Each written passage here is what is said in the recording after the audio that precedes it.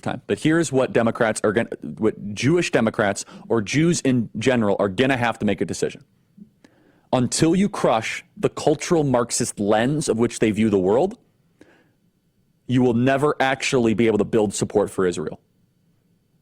You cannot subsidize support and play footsie with cultural Marxism and have a future for the state of Israel. So you have to choose.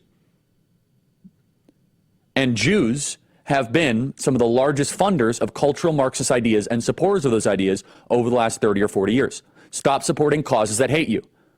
Now you might say, well, how is one thing applied to the other? If you train a generation to view everything through an oppressor-oppressed lens, they will apply that lens to the Israel-Hamas conflict.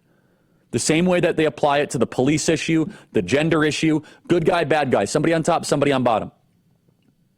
Until you cleanse that ideology from the hierarchy and the academic elite of the West, there will not be a safe future. I'm not going to say Israel won't exist, but Israel will be in jeopardy as long as the Western children of the West, are being taught with primarily Jewish dollars subsidizing it to view everything through oppressor-oppressed dynamic. Until you shed that ideology, you will not be able to build the case for Israel because they view Israel as an oppressor.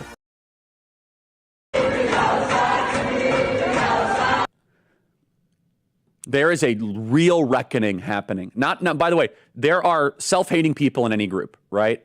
And there are some Jews that are still like making excuses for all this. Not all of them, though. You're starting to see a fair amount start to defect and say, hold on a second. What have we done? Maybe those crazy right-wingers were right about immigration, that you can't keep on importing people that don't share your values.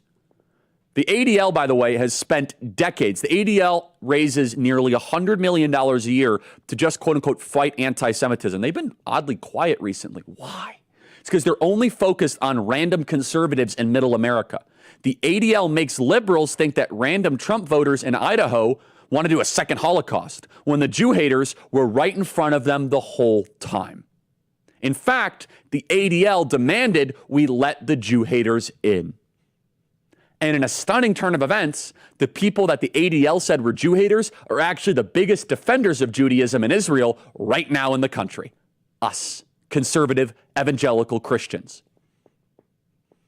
And Jewish donors, they have a lot of explaining to do, a lot of decoupling to do, because Jewish donors have been the number one funding mechanism of radical, open border, neoliberal, quasi-Marxist policies, cultural institutions, and nonprofits. This is a beast created by secular Jews. And now it's coming for Jews, and they're like, what on earth happened? And it's not just the colleges. It's the nonprofits, it's the movies, it's Hollywood, it's all of it. It's like time for you guys to wake up and say no more, draw a line in the sand. I don't care if you hate me. I will not live through another Holocaust. I'm not going to do necessarily met with hostility, but certainly skepticism. Without a doubt, skepticism. And one community in particular, and they were really sweet about it, were upper middle class, center-right Jews that would give money to Harvard, Princeton, Penn, Yale. Understand that in Jewish culture, education is taken very seriously. It's one of the reasons why Jews do very well. Understanding the law, reading the law.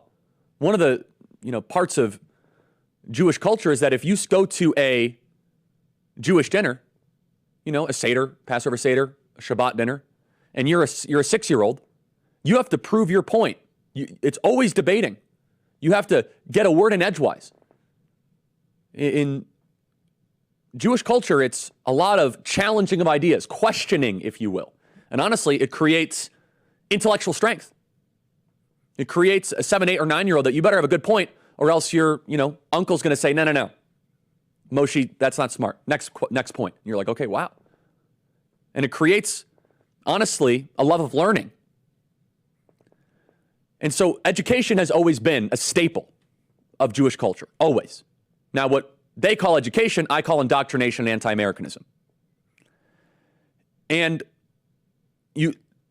upper middle class and elite Jewish culture have been one of the main funding sources of American elite colleges, especially in the modern era. Harvard, $50 billion endowment. Columbia, you can look it up. I think it's $30 or $35 billion endowment. Stanford, $40 billion endowment. $1 billion. You could fund Ukraine for a month with these endowments. And when I published the book, The College Scam, and I would get into, really spirited discussions with some very well-intentioned, center-right Jewish donors. And they'd say, come on, Charlie, higher education is bad, but it's not as bad as you say it is. And I would always say, you realize the Jew hatred that is going to erupt volcanically one day. And they said, no, I don't think it's that bad.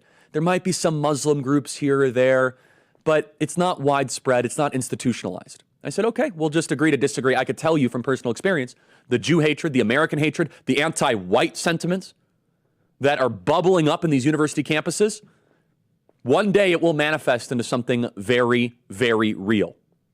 Now, this could be connected to any issue that you're passionate about. Are you concerned that America has become less religious? University campuses. Are you concerned that more and more people think men can give birth? University campuses. Are you concerned about the war on white people? University campuses. Are you concerned that young people don't have an adherence or a love to the United States Constitution? University campuses. Like, all roads used to lead to Rome. All roads lead to Harvard, Princeton, Yale, Stanford. And they are also the feeding factory of the FBI, of Goldman Sachs, of Google, of the CIA, of the United Nations. While I bash colleges relentlessly, I also acknowledge and admit that if you can get the special card